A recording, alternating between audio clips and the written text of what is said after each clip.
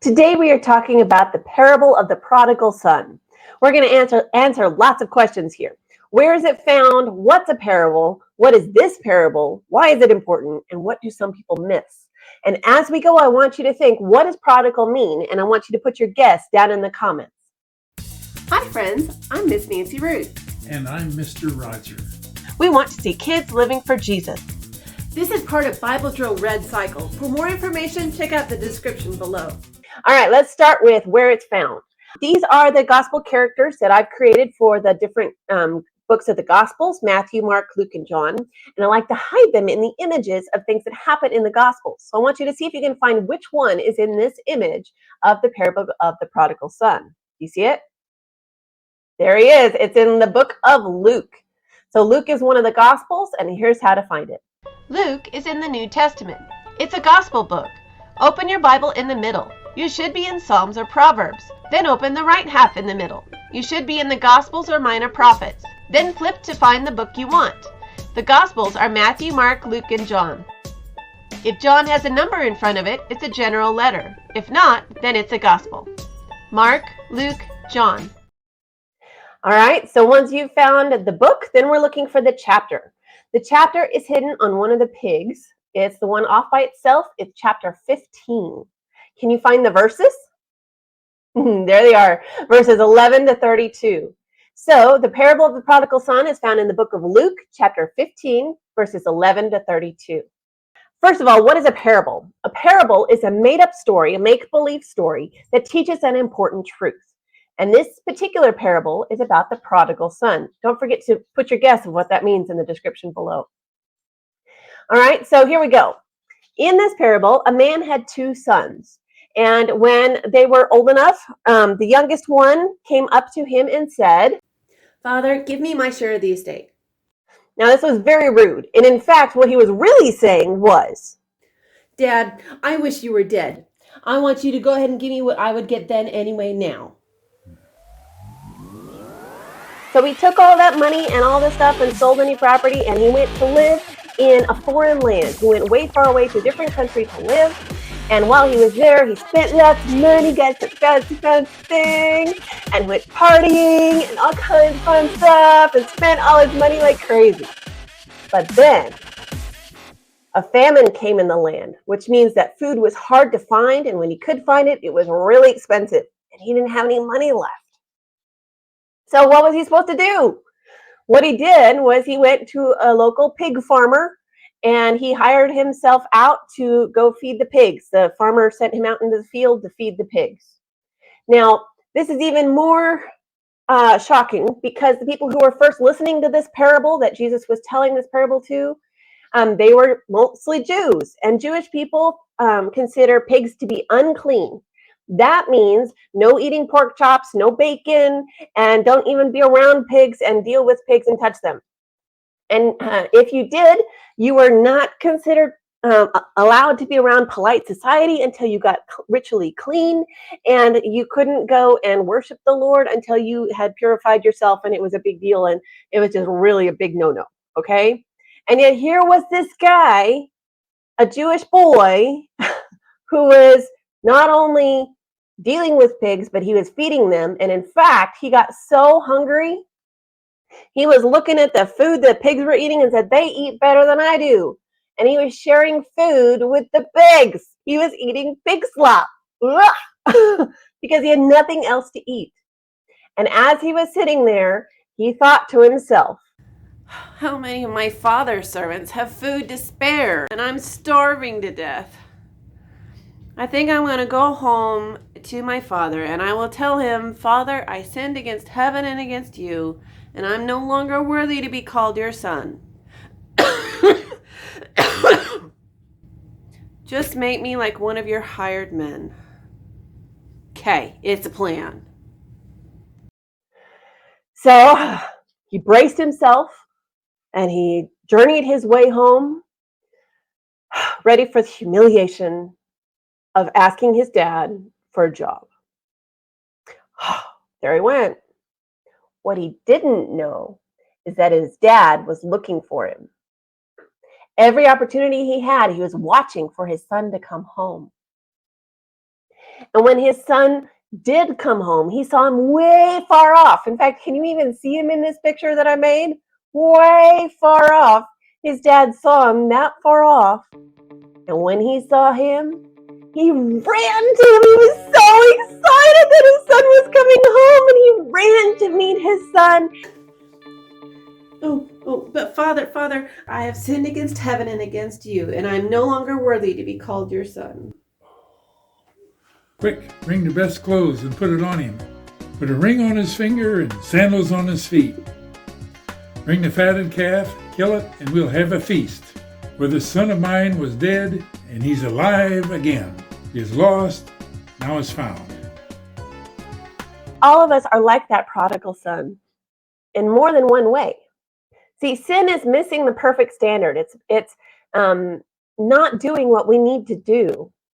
And sin not only is a problem because of the problems it creates, like the hard feelings and the issues and difficult situations it creates, but it's also rejecting God. Sin is rejecting God, just like the prodigal son did when he left home and he said, "I wish you were dead." Sin is rejecting God and running from him. And we all mess up, and sometimes we mess up a lot, and it's like messing with pigs, and it's like the worst thing you could ever do. And sometimes we think we can't come back.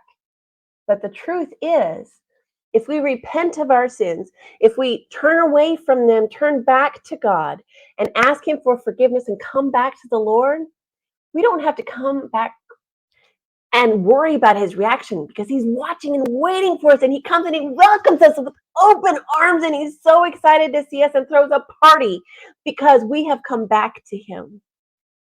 And just like the father in the parable, God says, "For this child of mine was dead and is alive again. He was lost and is found."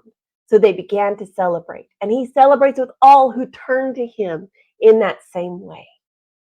Now, this is a good point in the video to think, okay, what do you think prodigal means? Put it in the description below, and at the end of the video, I'll let you know what it really means. But let's go on to, what do some people miss about the parable? Some people stop the parable right there, but it doesn't end there. It keeps going.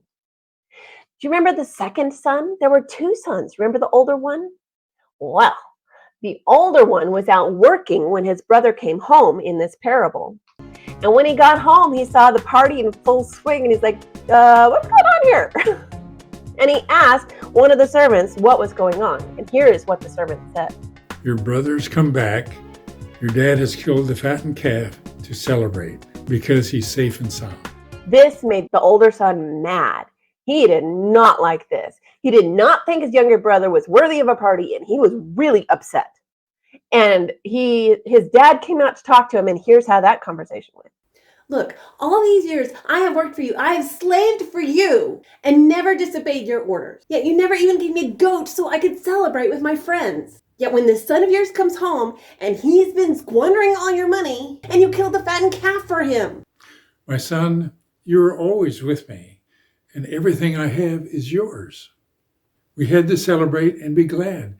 Your brother, who was dead, is now alive. He was lost, but now is found. Now, sometimes you and I are like the older son in this story. We don't think it's right that some people get what seems like more blessings from God than we do. And we have to check our attitude, because we have to remember that God is good to all his children. God is good to all of us and shows grace to all of us in different ways. We are not all the same. And God treats us the way he, out of his love, knows is best for us. He loves us, and he gives us all kinds of good gifts, regardless of where we are. If we've been faithful for a long time, or if we're just now coming to him, God gives us all kinds of gifts. Another way this could apply to us is if people say, well,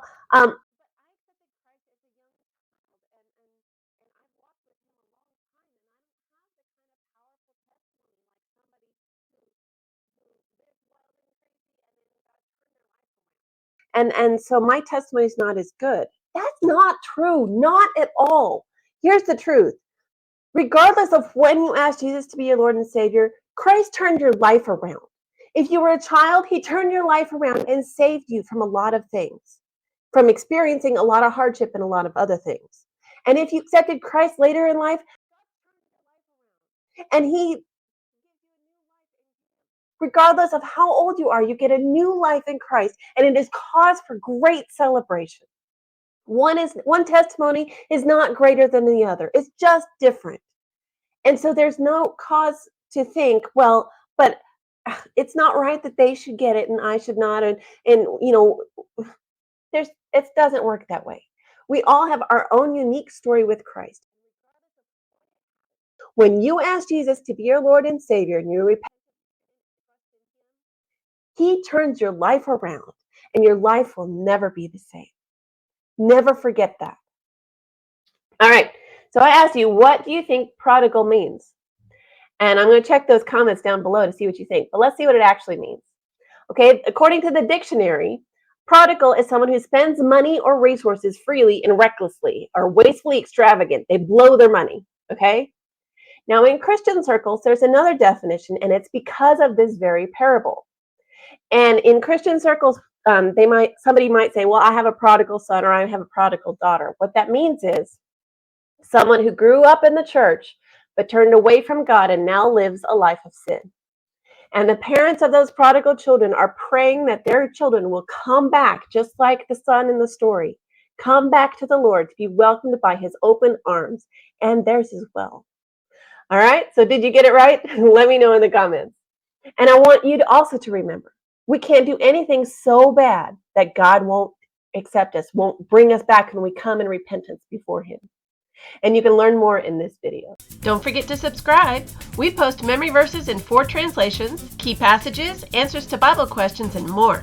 Check out our store and freebies at parentroadmin.com. We love you, friends. See you next time. Now I'm going to do a ruder one. Sorry. Don't smile. There you go.